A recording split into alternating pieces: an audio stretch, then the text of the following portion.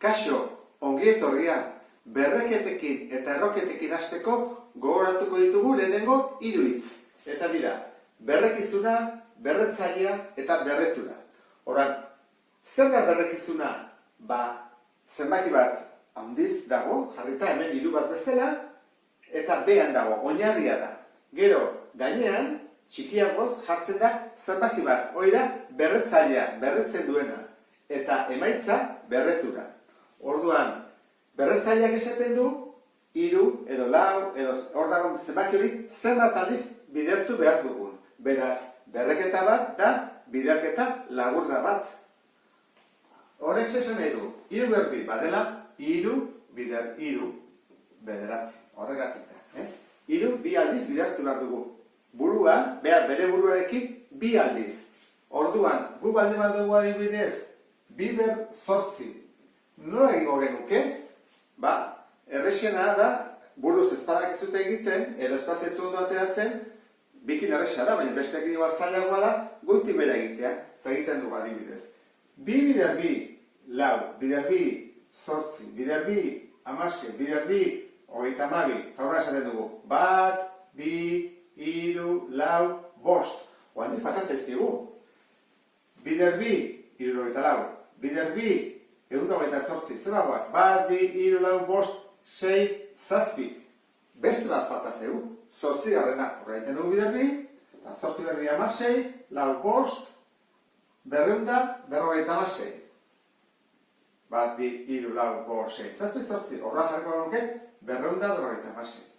Eta no egingo genuke, ateako balitz adibidez hau, 3 ber 4, berdin, 3 bider 3, bederatzi, bider 3, 27, bider 3, 81. 1, 2, 3, 4 ditugu. Orduan, jarretzak egoen emaitza bezala, 81. Orduan, hori lehenengo jakin behar dugu, kalkulatzen behar den bezala. Eta zer gertatzen da minusarekin eta plusarekin, boan ikusiko dugu. Orduan, kentzen dut hau, eta hasten gara. Eskema hau jarraitu beharko genuke. Jakiteko zeinua positiboa edo negatiboa jarri. Orduan, berrekizuna galdetu behar da positiboa den edo negatiboa. Hori da, lehenengo gauza. Eta gero, galdetu behar da berretzailea bikoitia ala bakoitia den beti. Hori da, galdetu behar duguna. Horrekin jakiko dugu positiboa den ala negatiboa den. Orduan, koazen ikustea hau. Hori du, berrekizuna positiboa. Eta berretzailea bikoitia.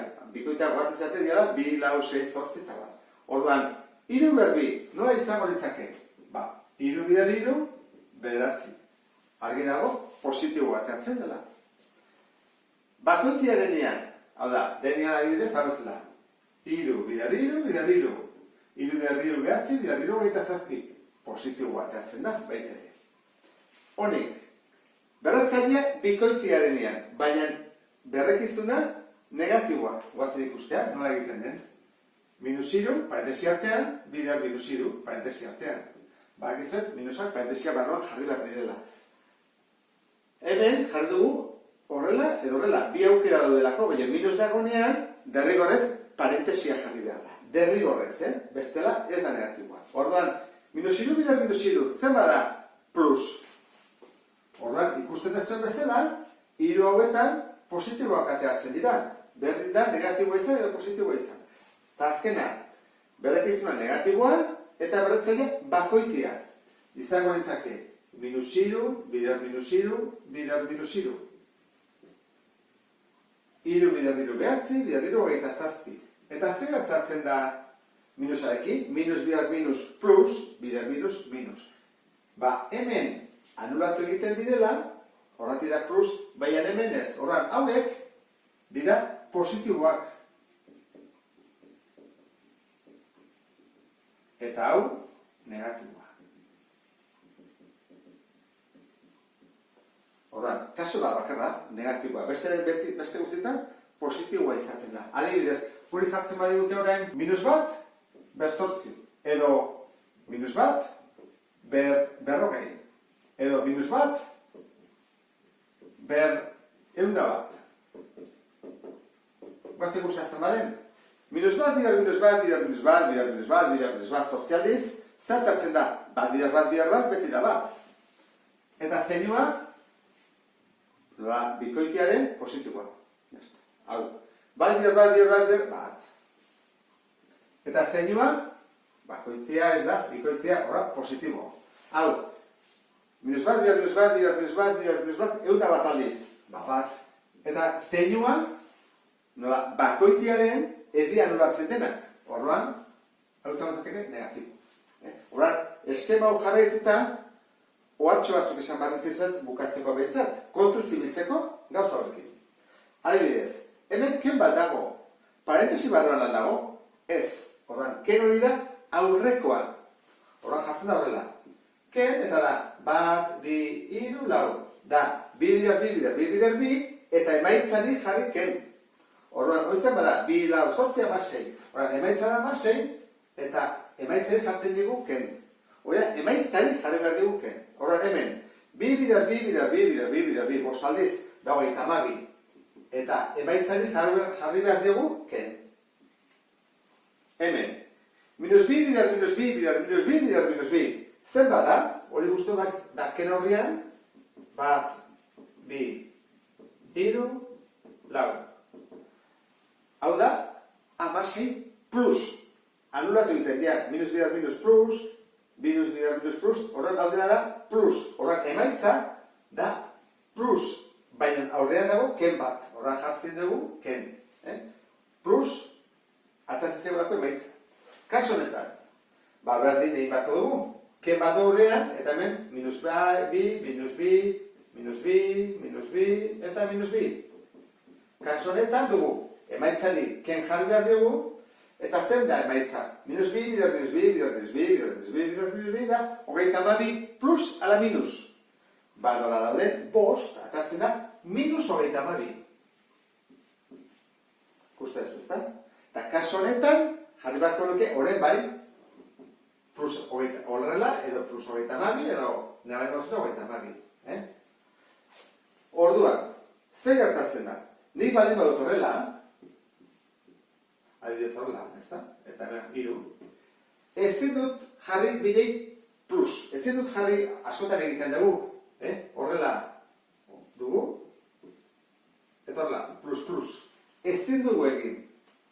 Ez da berdina. Kontu zuanekin hau, akase bat izaten da eta neko larria.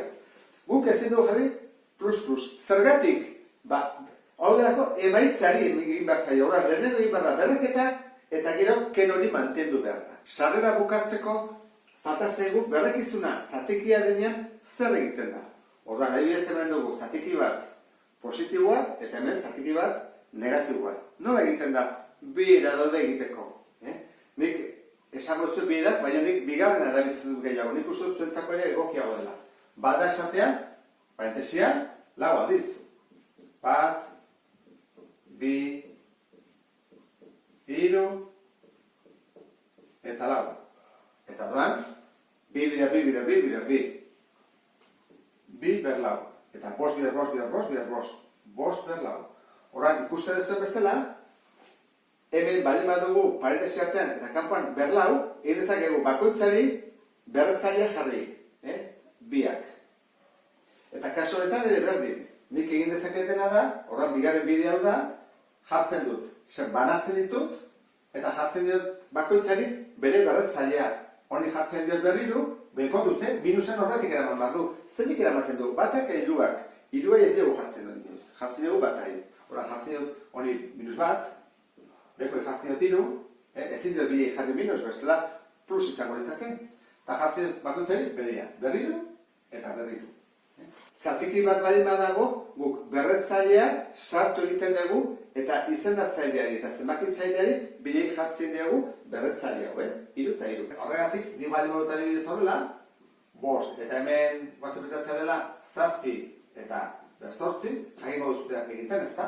Hau horrexi izango da. Zeiten dugu marra bat, bost berzortzi, eta hau, zazpi berzortzi. Eta honekin, bukatuko nuke, sarrera. Beste bat arte, agur.